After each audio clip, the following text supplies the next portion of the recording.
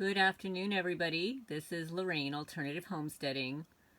I want to follow up on a video that I posted a couple of days ago. It is a post or something that was written by my neighbor, who is a perpetrator of harassment and bullying, trespassing, for the last almost 3 years. She and her husband and her family and friends. But we found, thank you, Karen, we found an item that was written by my neighbor welcoming people to Jackson County, this county where I live. And I'm going to reread it. And I did a little research on what the greater good means. The common good, the greater good, what that means. It's not a good thing. So first I'm going to reread the brief insert that is on the Jackson County website by my neighbor, Mary Perky. It goes as follows, and I apologize for the darkness. I don't have an iPad hooked up right now, and my laptop is too big for me to carry outside. It doesn't work really well. So I'm actually videotaping this in my house, so it's going to be a little bit dark, maybe a little bit blurry, because I'm holding the phone with my hand and reading at the same time. And then I would like to show this video. It's about 10 or 15 minutes long, so that you can hear about how the greater good, the common good, is used as a tool for social control. But let's get on to my neighbor's poem or insert or parable or whatever it is that you want to call it. But the fact that it is greeting people who are looking upon this county is deeply disturbing. And it goes as follows. We have a place for you. There's a place like that of your dreams. There is a land abounding with nature's beauty and grace. There is a place of rolling hills, plush valleys, and sparkling waters. There is a land where the spirit of its people is as rich as the soil upon which they trod. I mean, I have to tell you, I beg to differ on that. Because anybody that goes along to gets along and participates in ganging up on one individual, whether it's me or anybody else, is not. There is no spirit in those people. There is nothing spirited about adult bullies. Adult bullies are committing atrocious hate crimes. And according to the FBI, they prosecute hate crimes. Allegedly, they prosecute hate crimes. Of course, when they're instigating them their own selves, they're not prosecuted.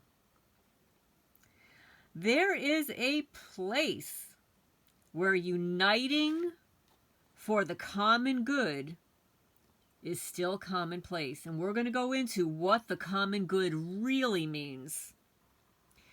There is a land where the opportunity to realize the American dream is a reality. There is a place where yesterday still is and where tomorrow is now. We have a place for you. Written by Mary Perky. My neighbor. My neighbor who trespasses my property. My neighbor who screams out her car window calling me crazy that I need to be in an insane asylum. My neighbor who trespasses my property and posts no trespassing signs on my property. My neighbor that threatens workers on my property that if they continue to clean up my property, they will be part of her lawsuit. My neighbor whose husband tore my brand new security gate out, crushed it, and then dropped it on my other driveway. My neighbors who shoot firearms, who shot my cat. My neighbor who spreads slander and lies throughout the community and stalks me taking photographs of my property. So this is how the greater good works, people. It is a tool of societal control. Some people will assert that the greater good are words uttered by dictators and those who desire absolute power. This is social treachery. Somebody who commented on this video that I'm going to play for you, his comment is as follows: my duty isn't to make society better. My duty is to better myself, which will be a betterment for society.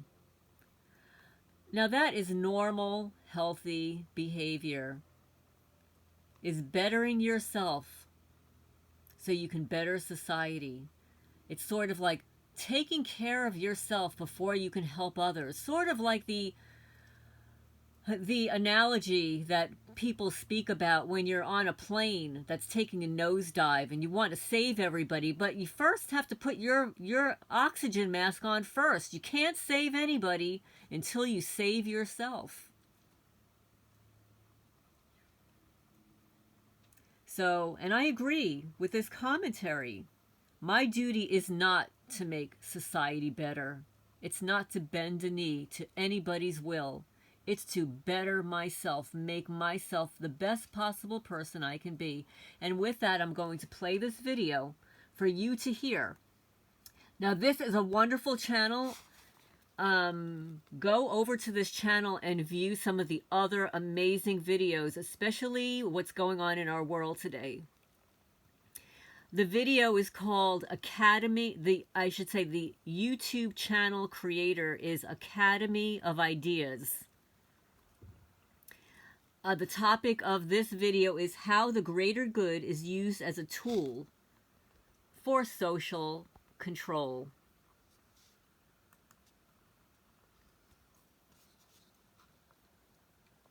The great citizens of a country are not those who bend the knee before authority, but rather those who, against authority if need be, are adamant as to the honor and freedom of that country. Instead of respect for reason, open dialogue, freedom of speech, and individual and property rights, political systems across the world are becoming increasingly authoritarian. Deceptions and lies, manipulation and propaganda, fear-mongering and psychological operations are all being used to justify political actions and policies that destroy life. How do politicians continue to convince the public to do away with their freedoms in favor of heavy-handed government control? Why are so few people defending liberty when a world absent of it is a world of mass suffering? In this video, we are going to examine these questions. If freedom is regressing today throughout such a large part of the world, wrote Albert Camus, this is probably because the devices for enslavement have never been so cynically chosen or so effective, but also because her real defenders, through fatigue, through despair, or through a false idea of strategy and efficiency, have turned away from her. It is often said that one cannot solve a problem if one is not even cognizant of it. And herein lies one of the reasons freedom is retreating so rapidly from our world. Many people still believe themselves to be free, and as Goethe wrote, none are more hopelessly enslaved than those who falsely believe they are free. Those who believe themselves to be free disregard the fact that to be governed in the modern world is to be watched, inspected, spied upon, directed, law-driven, numbered, regulated, enrolled, indoctrinated, preached at, controlled, checked, estimated, valued, censored, and commanded by beings who have neither the right, nor the wisdom, nor the virtue to do so.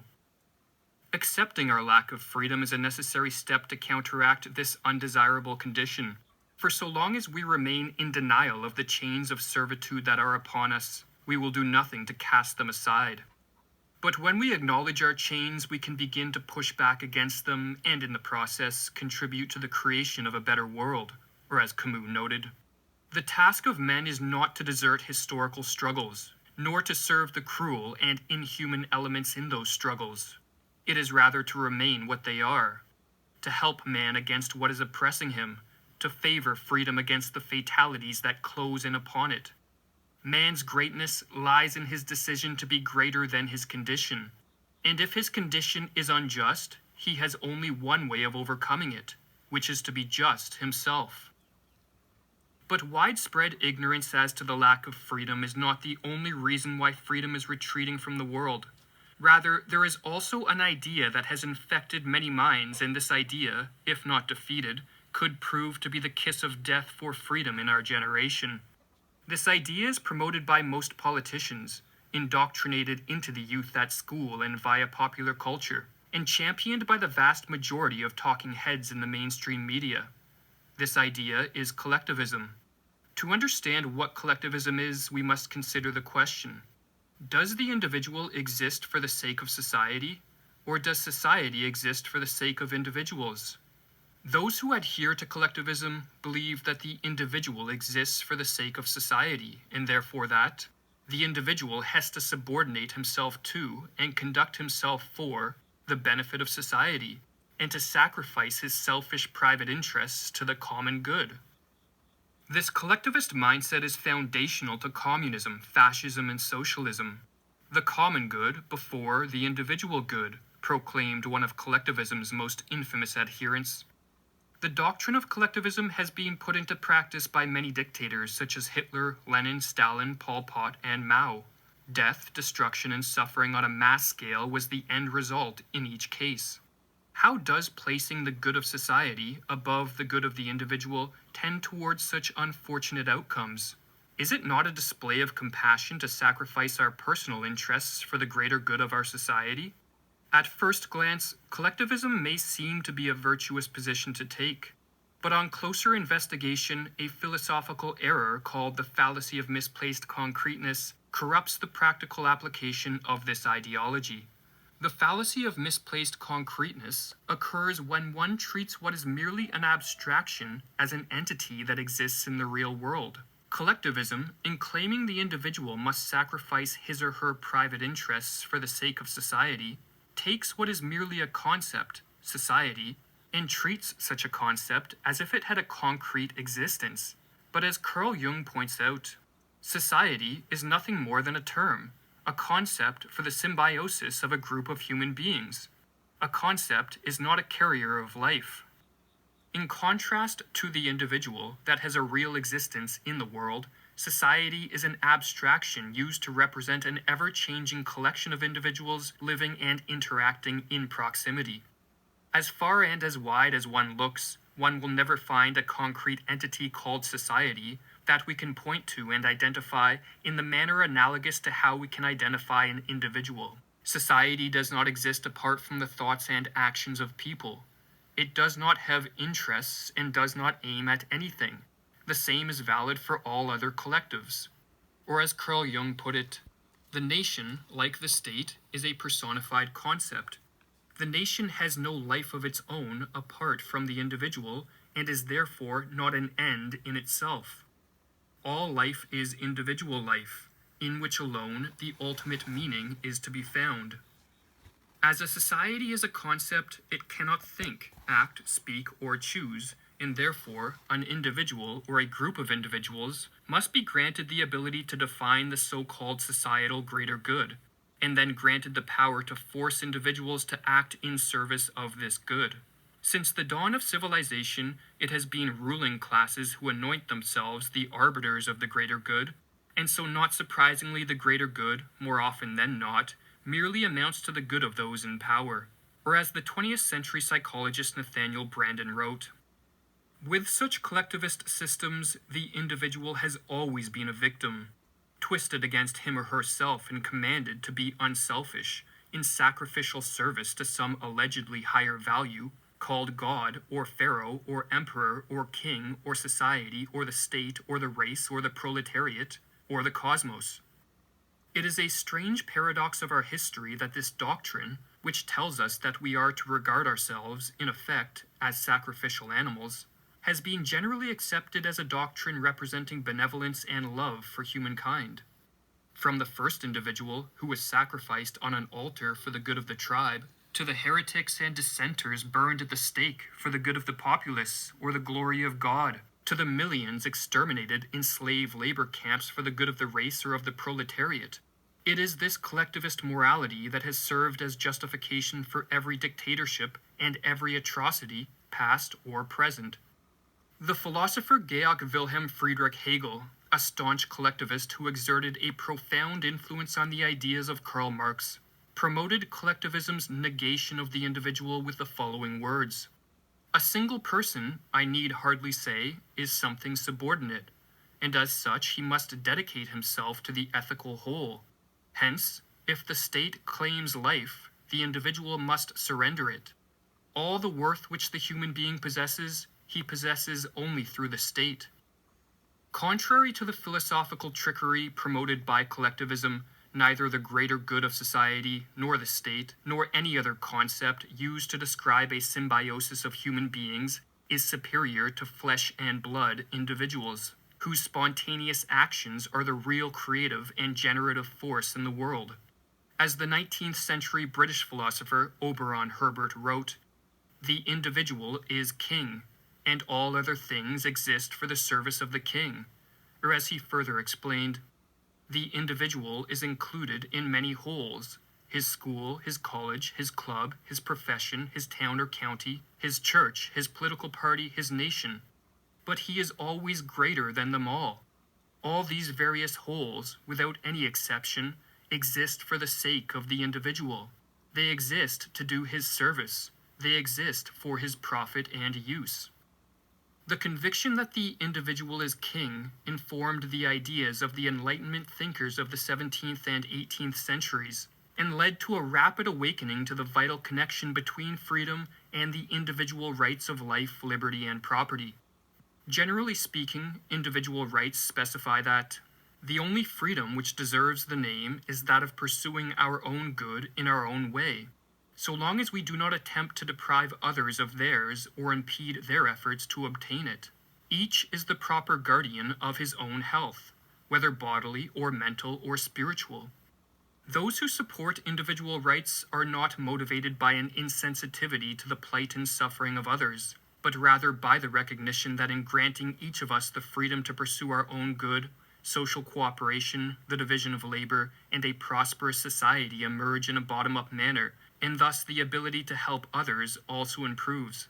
For without the wealth-generating mechanism of freedom, all the good intentions in the world will not clothe, house, and feed the poor. Collectivists claim the opposite. An emphasis on the rights of the individual, they suggest, rather than on the greater good, tends to inhibit social cooperation and promote an atomized population in which every man and woman is an island left to fend for themselves. But here collectivists have it backwards. We are naturally social animals, and so the atomization of individuals only results when a government, under the guise of the greater good, is granted the power to enforce social isolation, or else to sow the seeds of fear and suspicion amongst friends and neighbors. In his classic study of 20th century collectivist political systems, the medical doctor Just Mirlu noted that, behind the Iron Curtain, the most prominent complaint in the totalitarian system was the feeling of mental isolation. The individual feels alone and continually on the alert. There is only mutual suspicion.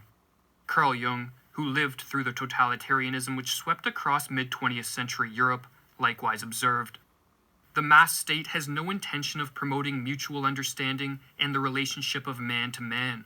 It strives for atomization, for the psychic isolation of the individual. The best way to promote social cooperation and a prosperous society is not through top-down centralized control, but to remove the clamps of control and to let individuals make their own choices with respect to their own lives. And this is what a society structured on individual rights accomplishes. Live and let live, as the age-old adage puts it, or as David Kelly explains. Individual rights leave individuals responsible for living their own lives and meeting their own needs, and they provide the freedom to carry out those responsibilities. Individuals are free to act on the basis of their own judgment, to pursue their own ends, and to use and dispose of the material resources they have acquired by their efforts. Those rights reflect the assumption that individuals are ends in themselves, who may not be used against their will for social purposes. As individual rights leave us free to pursue our own good in our own way so long as we do not aggress upon the person or property of others, it follows that each of us has the right to freedom of speech, freedom of movement, freedom of association and assembly, the right to property and bodily autonomy, and the right to work and retain the fruits of our labor. Man is absolute lord of his own person and possessions, equal to the greatest and subject to nobody. Individual rights are universal in that they apply to all human beings everywhere. Rights exist regardless of whether they are implemented in the legal constitution of a given country, and they are inalienable in that they cannot be given or taken away by any man, government, or institution. A man's natural rights are his own, against the whole world, and any infringement of them is equally a crime, whether committed by one man, calling himself a robber, or by millions, calling themselves a government. When a society and the judicial system are predicated on a deep respect for and commitment to individual rights, the individual is king, and therefore the individual is free.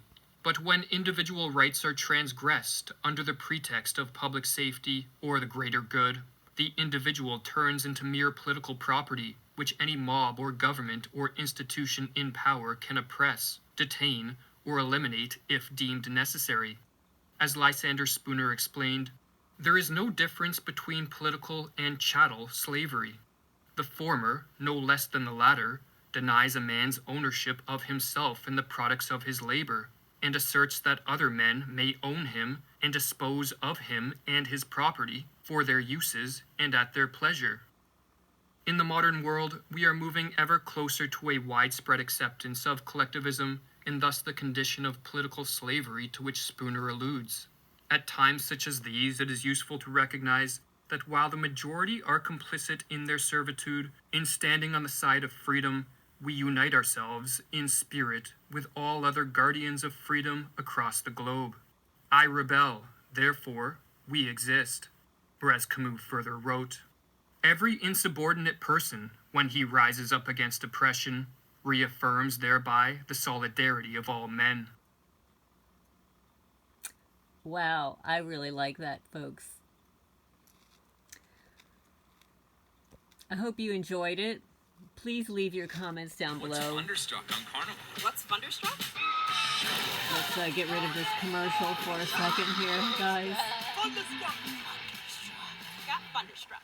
And of course, my mouse is not working at the moment. Let's get rid of this commercial, folks.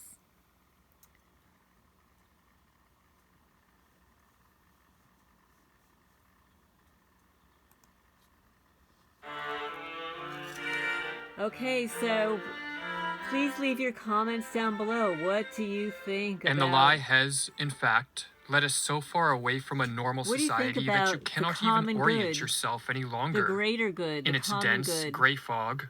Not even one. Is this something that you want in your society?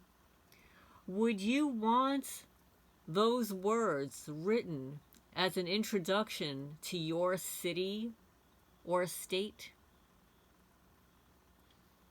I would like to know. Actually, the next video by the Academy of Ideas is The Big Lie, How to Enslave the World. I'm not going to play it, but feel free to view it yourself. Anyway, this is Lorraine Alternative Homesteading. I just wanted to follow up on the meaning of the common good or the greater good is a tool for societal control, and the words uttered by dictators and those who desire absolute power and control.